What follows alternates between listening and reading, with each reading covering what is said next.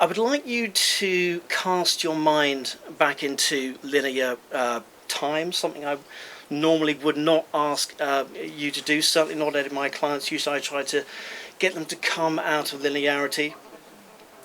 But what the book endeavours to do is to go through the science and the metaphysics and also the spirituality of what we call ascension and of what is happening at this moment in time, especially in terms of energy. Because we are going through this incredible energy change, and a change in human consciousness that is rapid. So what does that all mean, and how is it happening? Now, for some of you, you'll be coming from a spiritual point of view, and from some of you it'll be from a scientific point of view. So what I'm going to do is I'm going to break it down into the scientific point of view first. So hands up if anyone in this room understands or knows what the Schumann resonance is. Okay, so the Schumann resonance. Yeah, so we've got a couple. Hello, take a seat. So from here to where we are, about 30 miles above our head, we have the ionosphere. The ionosphere is an electromagnetically charged huge void from where we are here, about 30 miles up above our heads, and it has got a lot of negative and positively charged ions.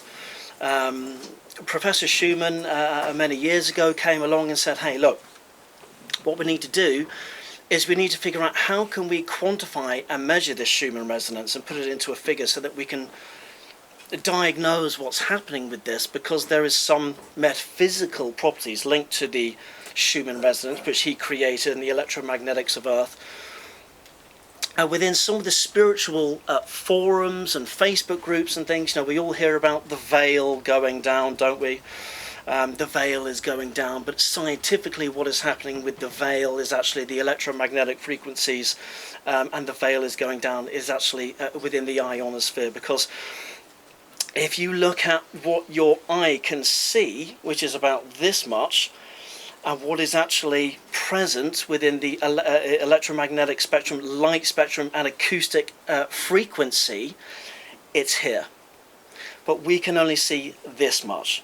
So as the ionosphere changes, and I'll come back more into this in a minute, that small amount here is going to go poof. And then you start getting your clair abilities coming in. Clairaudience, for example, the ability to hear what is inaudible. Has anyone here had that experience? Yeah. Some of you will get the ringing in the ears. Have any of you had that? I can see it, yeah. So as you go up in frequency, you are tapping into that, and that's what the ringing in the ears is all about. So in 2016, something incredible happened, really, really incredible. Dr. Schumann had been measuring the ionosphere and the electromagnetics of Earth for a very, very long time, and the calling card of Earth has since, in this modern era, or certainly for what the modern era is designated for about the last 11,000 years, the calling card of Earth has been 7.83. So for some of you who know what the Schumann resonance is, and you go on these Facebook groups and you look at these pictures and they're going on about whiteouts and all this stuff, when you get that green background radiation, that's 7.83. And for all of recorded human history, that's what the calling card or energetic vibrational signature of Earth has been all this time. So when Arcturians are flying by with their little Arcturian kids and they're going, oh my mummy and daddy, what's that cool little planet down there? And they're going, don't worry about that one, darling, just zoom past that one.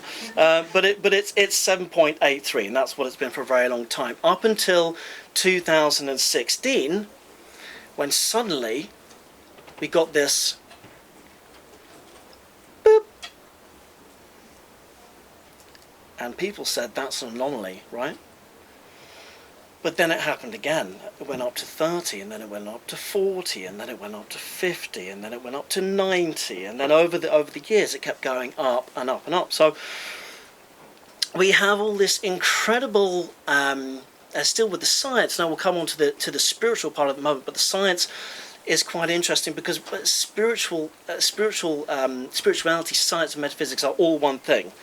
It's just in terms of your perceptual awareness, in terms of a linear time, how you view it. And science is what we have now. Metaphysics, meta being Greek for beyond, so beyond physics, is what we have. That's theoretical, but within quantum mechanics, they believe that they can prove it.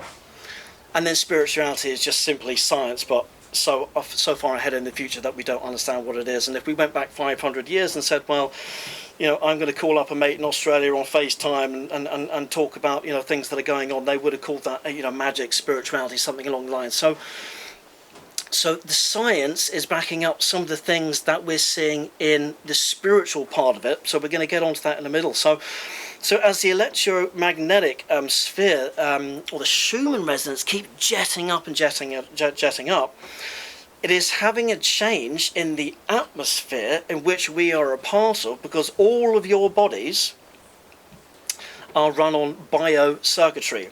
All of the impulses, the synapse of your brain, your muscles, are all electrochemical. So if everything that's going in your body while you're busy reading the paper or thinking about what Donald Trump is doing or God knows what, you're having bioelectrical impulses and the synapse of the brain and muscle movements and all these things in your DNA, which is electrical circuitry going on all the time. So you are, I don't know whether you saw it in the Matrix, Neo, that they said, well, you're a battery. I might not go that far, but so if you are running on electricity and impulses, and your makeup is bioelectric, we are working within the ionosphere, which is rapidly changing, and this energy is going up and up and up and up and up. In this room, guess what might happen? Put a hand up, someone. Yep. The human consciousness rises. Bingo. So your consciousness is going to start changing. So what science says that we have 95% junk DNA.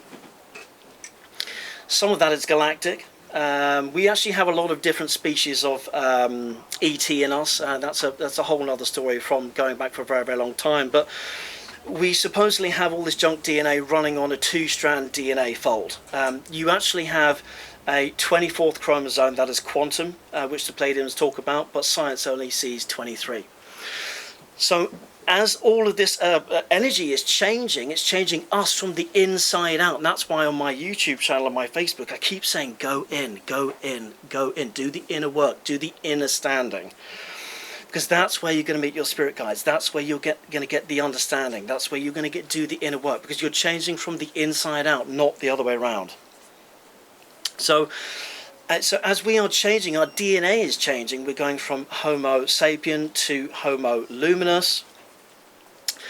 And as our DNA is changing from the inside out, our consciousness is going to change. And because our consciousness is changing, we're going to get more abilities and things coming in. So you're going to be more of the clair abilities. So clairaudience and all the other ones. You're going to become more psychic and so on and so forth. And I see this with all the clients I work with, and as your consciousness changes, your perception of reality will begin to change. So you're seeing a lot of people, especially, we had the great resignation years in the pandemic, or the scandemic, as some people like to call it, depending on where you sit with that whole thing.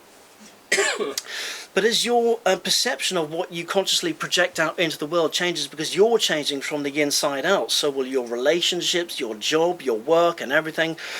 And that's why you get so many people who are letting go of old relationships and getting divorces and changing their jobs. And we just had the great resignation years where everything completely changed. And so many of my clients are coming to me and saying, I'm thinking about doing something different. I just can't hold, I'm not a frequency match for my husband anymore. And, we've split up. And this is happening on a global epic proportions at this moment in time. So there's a lot of science behind the actual consciousness of why there's change. And thus we also get these things called ascension symptoms. Some people get the heart palpitations, some people get the ringing in the ears, some people get a disassociation as you're coming out of the body. I do suggest you'll spend more time drinking water and grounding and a few other bits and pieces. And a lot of people are going into hermit mode at this moment in time. I was in Guildford recently. and I've been in a lot of other towns, and people are just not going out how they used to, because they're going much more in at this moment in time. The energy is coming in. So the ascension symptoms are going to keep ramping up, and your light body is bigger than your physical vessel, and that's why some people get the heart palpitations and the heart expansion, the chest pains, and they think they're going to die and all the rest of it. You're not. And are there any questions or anything so far? No hecklers? No, excellent. You're making my life way too easy. I was hoping it's going to be much more hard work. Okay, so we are short on time, so I'm going to try and pack in as much as we can. So let's do an honourable mention with Nancy Untap. Hands up if anyone know who Nancy Untap is. No? Do you know who she is? No. Okay. Hannah, you know, yeah?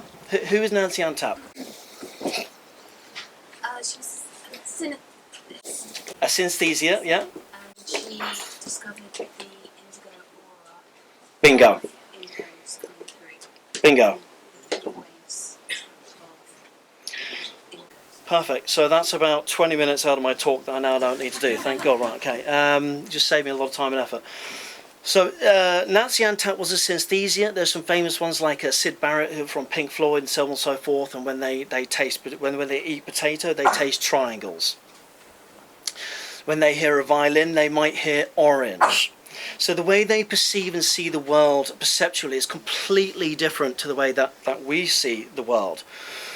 And in about 1968 or the early 70s, she became conscious that, well, let's just backtrack a little bit. She was doing a lot of work with auras, and she was measuring all the auras of people. Brown, orange, red. I know personally when I'm dealing with clients and I look at their auric fields and I connect with their energy, I can tell whether they've had an argument first thing in the morning, because when I look at that auric field and I go in, I can see that browny, orangey red colour. And I say to my clients, I said, are you okay? And they say, oh yeah, I'm fine, Alexander Quinn, I'm absolutely fine, I've come for a session, you know. And I'll say, are you sure? Because I know that you're feeling quite angry today, you've had an argument, because I can see all that brown, red stuff in your auric field. Oh yeah, Alexander Quinn, I actually did have a massive argument with my wife. I know I can see it in your auric field. So we'll clean that up, so on and so forth. So science can't prove that at this moment in time, but I see it when I work with people. But Nancy Untap was doing that work back in the late 60s and the early 70s. So what she was doing was diagnosing all the auric fields and the colours and the personality traits and the characteristics that go along with them, up until a magic point, just like 2016 when the Schumann resonance went boing. Because suddenly these new auric colours started coming in. Any guesses what colour it was? Anyone? It was indigo. Yeah. So this indigo aura started coming in, that Nancy Untap was seeing, and that's where we get the indigos, this new breed of type of soul that's coming in, that's never been seen ever before. And then when we dance, skitter away a little bit this and dance forward and go to Dolores Cannon, who set up Ozark Mountain. She also around that time was the wife of a naval officer. As she was going all around the world at the time, she was working with patients, and she was trying to help through hypnotherapy heal eating disorders and smoking disorders. But the great thing about Dolores Cannon is that she went a little bit rogue and she went a little bit experimental. Thank God. Because what happened was she started getting a lot of success, and people started coming to her saying, my God, you healed my aunt and you healed so-and-so, da-da-da, how did you do it? He's not smoking anymore, you know, he's not watching that junk on TV anymore, that's a joke.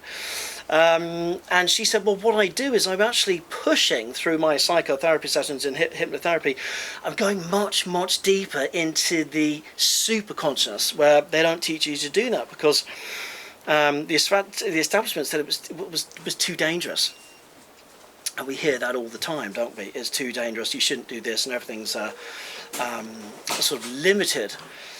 And as she was pushing and pushing and pushing and going further and getting more and more experimental in the early 70s and the late I was about to say late 80s, Christ, that's a bit of a jump when Madonna came in, but in the late 60s, she started having people from all colours, creeds, races, backgrounds, rich, poor, everything. And these clients were coming through, and she was going well beyond the issues that they were suffering at that moment in time, physiologically and mentally. And what was coming out was, hold on, I'm on Earth and I've never been here before. What's going on? And this went on for about 30 years. As she started seeing all these clients that were coming through saying, I've come to Earth, I don't know why I'm here. When they were deep in the hypnotherapy session. And this still goes on to this day, and I see it when I work with my clients and I tap into, how many times you've been on Earth, and I'm getting very, very small figures. I'm getting usually 5, 3, 10, something like that. Every now and then you get the old soul that you were mentioning, and some of them have been here, up to 5,000 times, and they were in Lemuria and Atlantis and bits and pieces, but you're getting a lot of these souls that have never been here ever before. So hence, we're starting to come on to Starseeds light work. It's a new breed of soul. And Dolores Cannon was doing a lot of the work, and she was penning it down. We had the first wave, and then we had the second wave, and then we had the third wave. So the first wave were the baby boomers. Some of them were people that were at the Summer of Love, the 60s. That was the first big wave of ascension that we had. The second wave would be a little bit more akin to my sort of age group, and then we had the third wave, and then we have, after that, we have the crystal children and the rainbow children, and some of them are coming through a little bit more autistic with ADHD. And we got a lot of the pharmaceutical companies trying to get them, pump them with vaccines and pills and medicate them and so on and so forth, which are the roots for handling these types of things. But we're getting a lot of very special, very psychic kids being born at this moment in time. And they're a little bit different. They're very, very creative. They don't necessarily always fit into the school system. They're very telepathic. They can read what's going on with their parents. So some of you would have read this. You've read this in my book, and for those that you haven't, I've got a long chapter all about how these kids work. And some of them have learning disabilities. Some are dyslexic, like myself. So we've got a whole raft of new beings coming in, new types of souls, and these are the system busters that are coming in. And because their consciousness is totally different, what they're going to be projecting to the outside world is going to change our banking systems and how we eat and various systems, markets. We hear all these things about the QFS and the quantum gold system and all these sorts of things. They are slowly creeping in, Jazara and Nazara, but these kids are very, very, very special and very, very psychic, and we need to look after them and make sure they're not getting in the hands of these pharmaceutical companies and trying to get all these jabs and things inside them. So this is where my book comes in. It is looking at the spirituality, the metaphysics, and the science behind what are the Starseeds, why are they here at this moment in time, what is the work they're doing, and these are the people that come to me for client sessions and when we do readings and so on and so forth. So we are a little bit short on time and the things I can go into today, but are there any questions that anyone would like to ask me at this moment in time? Try to make them as hard as you can, and I'll try and answer them. Yes. Description of the event, it talks about 2012 being a special year, so I just wanted to talk a bit more about that. That links to 2016. 2012 is a very special year because it's linked to the precession of the equinoxes. And if you want to stay up partying all night tonight and stay awake, and then you're still awake and you're looking at 1 hour before the sun rises, turn to the east. Look at the constellation that's in the east 1 hour before the sun rises, and you'll see Aquarius slowly moving in. And that's why we talk about the age of Aquarius, because Pisces is moving out. And every 2,125 years, we get a precession change. So Pisces is coming out, Aquarius is coming in, And the Hopi Indians and the Mayans predicted all of that would come in around 2012, which would be the great marker galactically and cosmically for us to decide, look, and also the galactic, the Galactic Federation, so to decide, look, is this bunch of juvenile delinquents down there messing up their planet? Are they worth saving? And we crossed the marker in 2012 without blowing ourselves up like the Pleiadians did. Because the Pleiadians had it much harder than us. They blew their own planet up. We didn't have to go through all of that. So we're not only on schedule, we're ahead of schedule. And that's why the energies are changing so quick at this moment in time, and things are so fluid. And that's why I keep saying, you will laugh when I say this, but you've got to check yourself before you wreck yourself.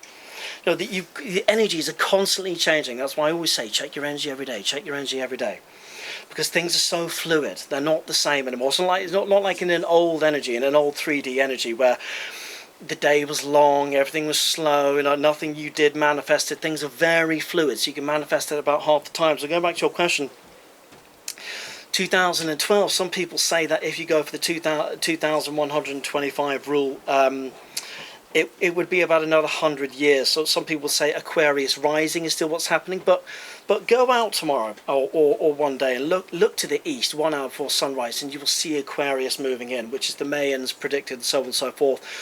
It's not the end of time, it is the beginning of a new time. And Aquarius is all about incredible technological advancement and spiritual service. But we have to be careful that the AI is not going to overtake us, because the Andromedans saw that about 365 years ahead of our future there was something that came in and turned us into something the equivalent of cyborgs and all that sort of thing. So that, from my understanding, has been annihilated now. So, but we need to be a little bit careful. Does that answer that question? Yeah. And I can probably just go a little bit more. Our solar system is also going round. Our planet is going around the sun. Sorry, that was my lunch. But our solar system is also going round Alcyon, which is the Pleiadian star system in the Taurus constellation. And and there is a massive photonic monastic belt ring going all the way around it, and we are just coming into that, and that started in 2012. So you can see 2012 is creeping in lots of different angles, and these were all written down over the last 1,000 years. When you go to the cave paintings with the Hopi Indians, they're talking about this then. The ancients knew about this time, so it's all been predicted, and we've done it. We've passed it. So give yourself a big metaphysical pat on the back when you get home tonight. I think the lady, you had a question? Did you have a question? Yeah. You've forgotten it. Okay. I do. I have. Yeah. I haven't raised my hand, so that was the sticky thing. Anyway, I was going to ask you actually, how do you think the year's going? Your YouTube, you gave us that lovely year forecast. How do you think it's going? We're in March. It's kind of like, it's just full on.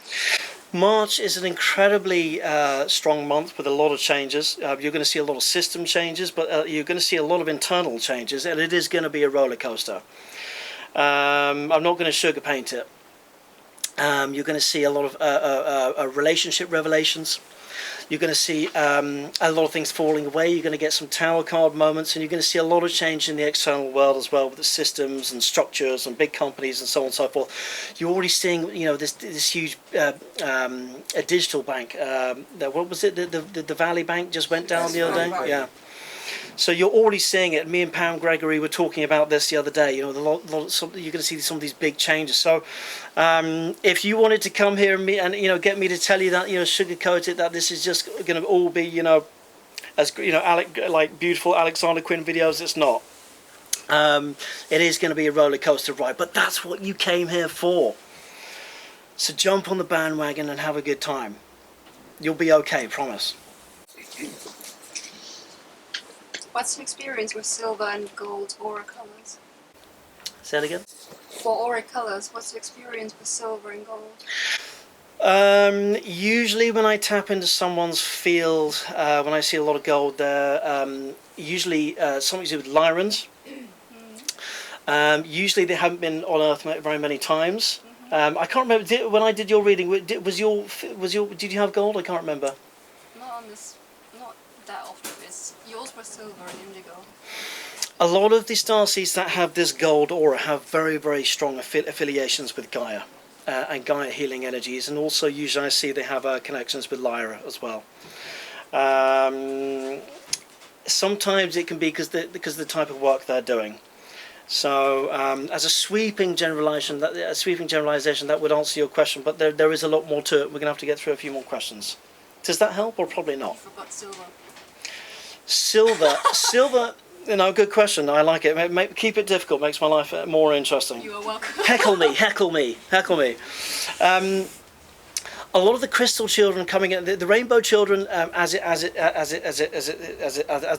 name quantifies, have these multicolored auric fields. A lot of the crystal children have this silver color, but some adults have it as well, and it's a very transmutable aura because it means they can do anything with their energy. What these silver auras and crystal children do is they are a mirror image reflection for society, and they bounce people's energies back at them.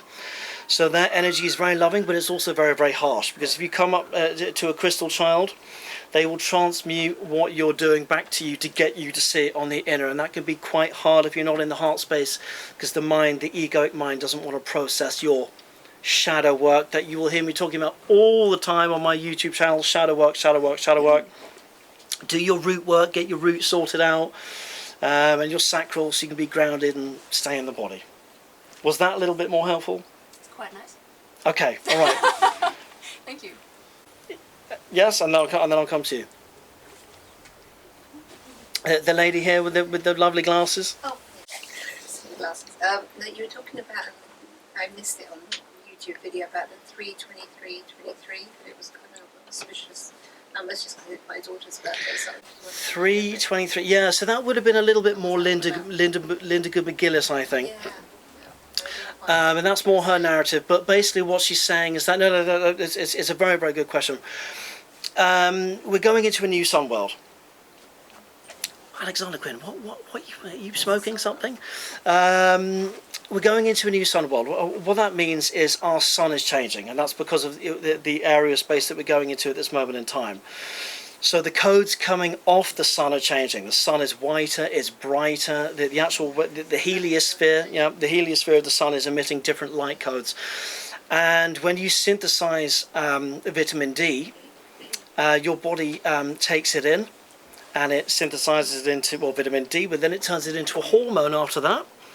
And that hormone then regulates how your body works and synthesizes various processes in your body. So if the sun is changing and these new codes are coming in 323 through 32, whatever you said.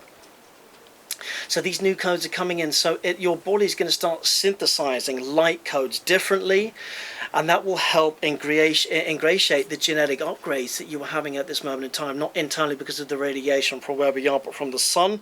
So it's a twofold dove story. It's dovetailing in. So your body's chemistry will change very, very slightly over a long period of time. So you're going to start eating lighter. You're going to start maybe not wanting to eat meat as much. You're going to start wanting to give up the sugary drinks. As your body becomes more crystalline, your body won't tolerate certain things like it did before, because the sun codes that are coming in are different. And so therefore our body will metabolize and produce and synthesize the vitamin D, going into slightly different hybrid hormones as it happens. So the 3232 thing you were talking about. It's just the date for next week, isn't it? So just that there's certain dates. Even this year, the number for this year is 6, I think. You are very correct. You're very correct. But that's basically what it is to do with as a sweeping generalization. Yes. Light language. I started speaking light language a year ago. What do we do with it? Right, okay. Light language is, okay. Do you know who your star family are? Yeah.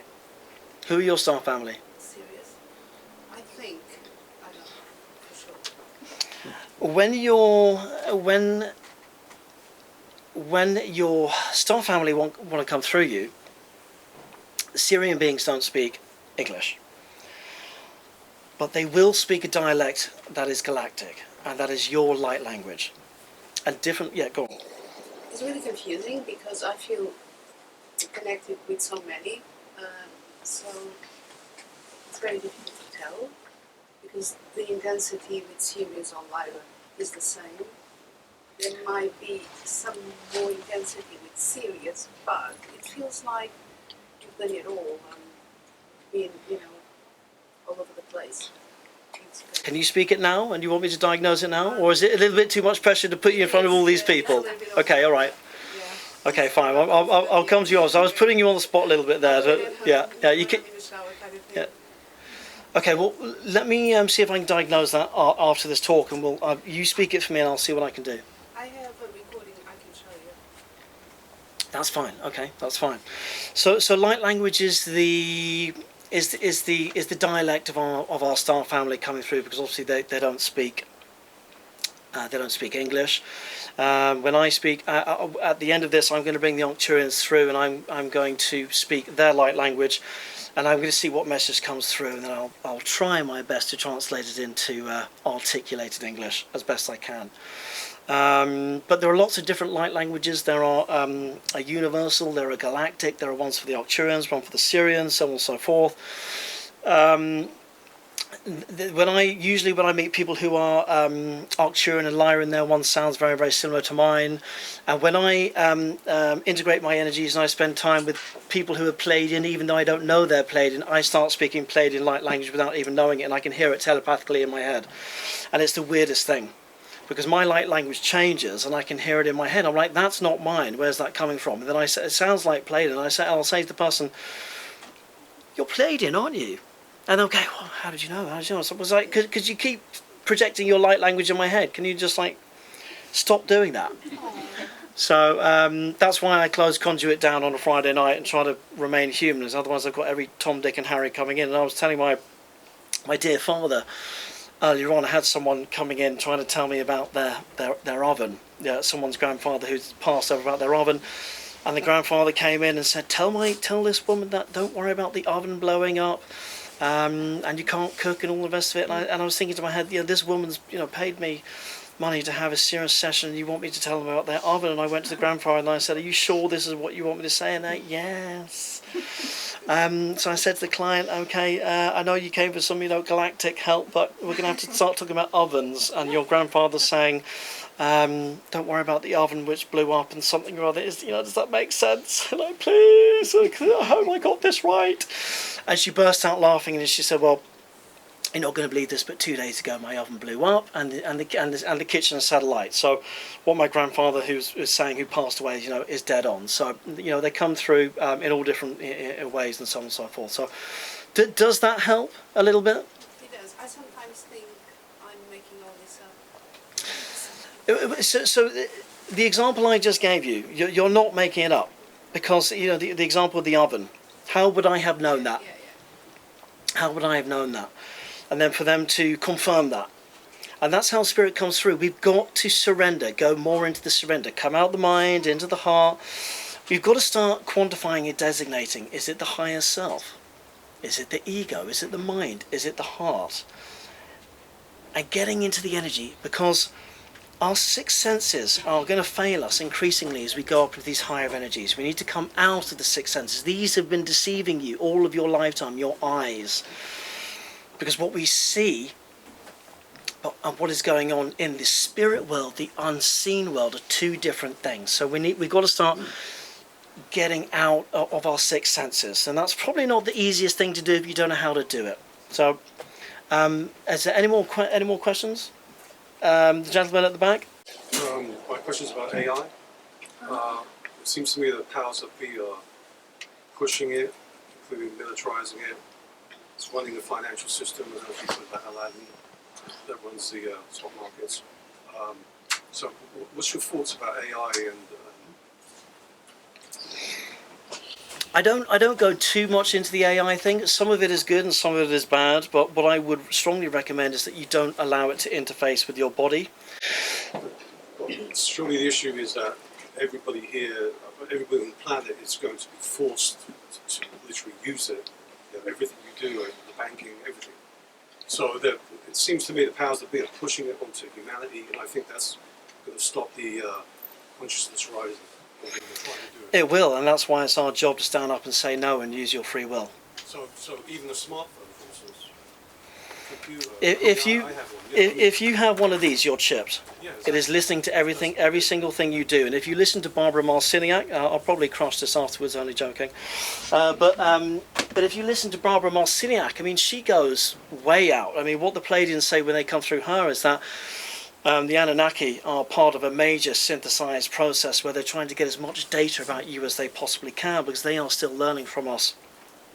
And they're listening to us through our cars and through our phones and everything else, and it comes through as, you know, algorithms in terms of marketing and stuff. But if you really want to go really out there, let's do it. Let's go really out there.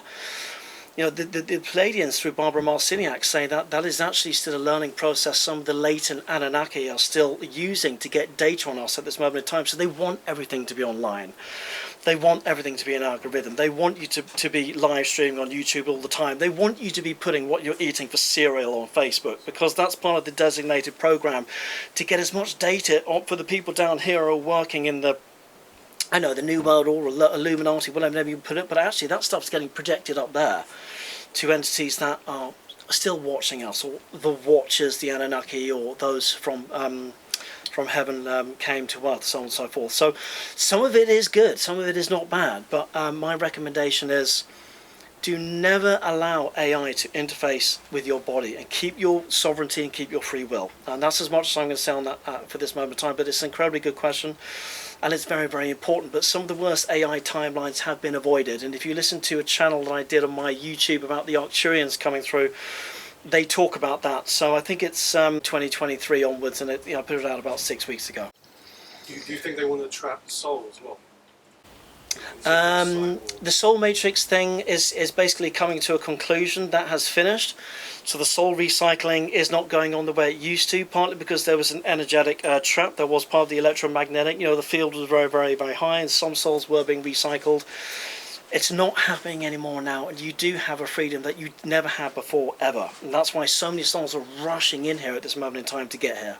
Okay, yeah, okay, are we going to see if there's someone who hasn't gone? Is there anyone who hasn't gone? Yes. Hi, Alexander. Hello, how are you? Thank you for a lovely talk. Thank you. You talk about sort of systemic changes happening in the future, disruption of systems, new systems, structures breaking down. What specifically do you think would be an example, you know, around sort of which structures are going to break down, and how do you think it's going to play out for us as a society? Amazing question. Amazing question. I invited this guy down about a month ago, and I said, come and ask some good questions, and he has. Thank you for that. He's a plant, by the way. Only joking. No, let's look at food, for example. You know, we're looking at some of these food shortages at this moment in time. So certain things that are on the shelf which we can't get anymore, certain vegetables that we can't get anymore. Gaia is built and structured and geared up in a very special way to give our bodies geographically what we need, depending on where we are in the world at that moment in time. So you'll live in certain areas of the world where certain wheat and certain grasses will grow, certain vegetables will grow, because that indigenous population need whatever that is in their hormonal and chemistry makeup. So at this moment in time, you know, we've got lamb coming from New Zealand, and we've got apples coming from God knows what. We're eating things that are not necessarily poisonous, but they're not indigenous to the area that we live in terms of energetic and hormonal makeup, the things that we need from where we're coming from. But because of various commerce and food markets around the world, it's all been about money. So a lot of the food chains are actually highly polluted. There's all these chemicals in them, but we're not only eating the wrong foods when we even try to get the right foods, but we're eating things that we don't need to be eating, because we don't need to be eating something that people in New Zealand need to be eating, an apple or a lamb or something, because that's part of their chemistry makeup there. So it's eventually going to boil back down to the sort of systems that we used to have, say, I don't know, in Lemuria or 11,000 years ago, when everything was more local and business will be more local. So you'll get, so for example, the food will change. a lot of systems are actually going to change, but the educational system will change. There will all these Starseeds and people with ADHD and autism coming in, and they will have to start changing the way we teach our youngsters. Does that help? Yes, very Please say yes, because I know. What about money? How's our sort of financial system going to change? It's a very good question. I don't really go too much into the financial element of it because I don't focus on that. You'd probably need to know a friend of mine, Michelle Fielding, goes into a lot of that QFS stuff and Nazara and Jazara, the gold back thing, all that stuff. So if you're interested in all that, go follow Michelle Fielding because I don't get too involved in that, but I do more of the energy stuff. Is that okay? Very good, thank you. Okay, so I think we'll do one more, and then I'm going to bring in the Arcturians. See what they have to say, and I'll try and translate what comes through, and then will we call it a day? We can mingle, and I can talk about God knows what. Okay, fine. So one more quick question. Okay, so I'm going to go for the lady that hasn't spoken at the back. Okay. I'm actually desperate to actually ask this question. Okay. What is the best method if there's if as a soul of light work trying to radiate more light work in an environment that's not really thriving, draws in souls that are on a lower level and want to go within that person and actually change that structure of that person on a timeline to their preference? What is the best protection? Okay. God, just my linear brain is trying to think. Did I understand that question? Sorry, it came out of my mouth. I know it wouldn't really make sense. That's all right. Just ask that again because I'm not sure I understood it. Just ask it again. What is the best way, I guess, essentially, to protect your aura from another person's energy that wants to change your fate, I guess, to their preference, when you feel knowingly like the best thing for you is not to become that person? Okay, all right. Let's break that down a little bit. Sometimes you can't because it's what you need, and other times you can. I'm going to give you an example. I had a client that came the other day. Hopefully you're not watching on the replay. I won't say your name, but I had a client that came the other day, and she said to me, I was with a colleague who's a professor at the University of somewhere, blah blah blah, and they have sexual abuse problems, and they haven't worked through it. Because I'm so highly empathic, when they came into my auric field, I started feeling very sick and nauseous, and it was affecting, I think it was Alexander Quinn, I think it was affecting my sacral, but I don't know.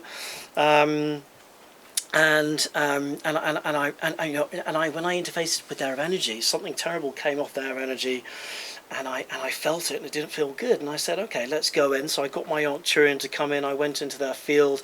Turns out, actually, their sacral was completely closed. And actually, what that person was doing is their energy was interfacing with their blocked chakra and bringing up density that was theirs for them to feel, so that it could come up in terms of healing for themselves. But the egoic mind said, no, this has got to be their problem, because it didn't diagnose fully.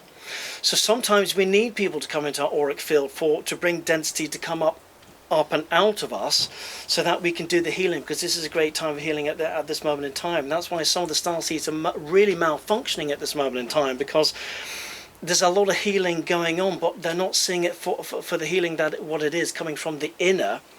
And the egoic mind doesn't want to process it, so then they go into projection and put it out onto other people, and then you get blaming and shaming and naming and so on and so forth. And you're going to see a lot of the energies going up and up and up, and a lot of more Starseeds malfunctioning and going up into the head and getting angry, and people who are supposedly very spiritual doing things that are not very, very spiritual. So you asked a very big and broad question, but I hope that it's a very, very small kind of way to break down, just to diagnose some of that. Yeah? Okay, so I probably should round this up. And now, do you mind if I sit down for this last bit? Because I've just got to ground and center myself, or my father's probably never seen me do this. He's like, my God, what's my son going to do? So I just need to sit down to do this, to bring in the Arcturians. Oh, hello, how are you? Hello, You all right? my name is Katrina. Thank you so much for the talk. Oh. I have a universal gift for you. Oh, thank you so much. Lovely. You're welcome. Look, I have to go, but Okay, thank you, Darren. Thank you so much. Thank you so much for coming. Great. Okay. God bless. Okay. Bye bye. Bye bye. I have no idea what that is, but we'll look at that in a minute. Okay, fine. Could you hold that? Yes.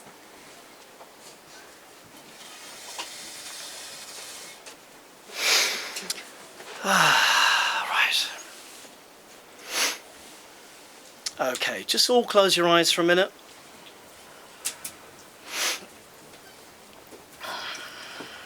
And just get into your breath. In through the nose, out through the mouth.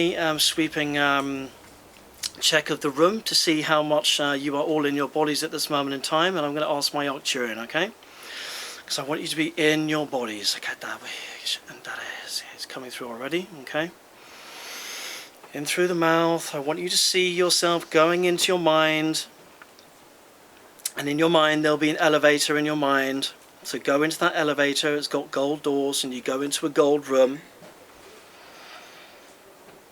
And you're going to see two buttons. One will be a white button and one will be a green button. I want you to push the green button, and I want you to see yourself very slowly coming out of your egoic mind, down through the blue area in your throat, and I want you to come down into your heart.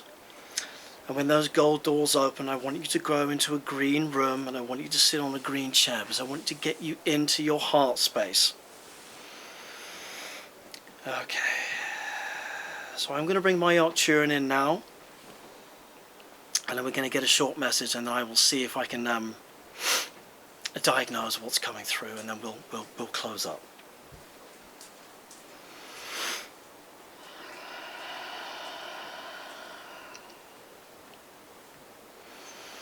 At awabakat ishin daraba ashakata ishin dewa yara kashata tantoria babiara katarishin daria. Dakashata ishin ntoria kati ka aya nsha ntin daria kan doria baba kataria baba katash ishin diada. This is the last bit coming. Shatishin to waria with yara baba katarishin diara baba kati ntoria baba katishin diara. Take a deep breath. And again, just take a deep breath. Okay, just open your eyes. Okay, so usually it's quite emotional when it comes through. And that was something to the effect of, dear brothers and sisters, we are eternally grateful for this time that you are all here. And you are loved more than you can imagine and know.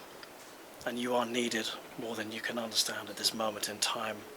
And we thank this vehicle for facilitating today and helping you come back into your true light. We are the Arcturians, thank you. And thank you all for coming. And thank you for getting a copy of the book. You are truly loved and you are truly appreciated. And I think we're done. And we can have some fun and mingle and over and out. Cheers.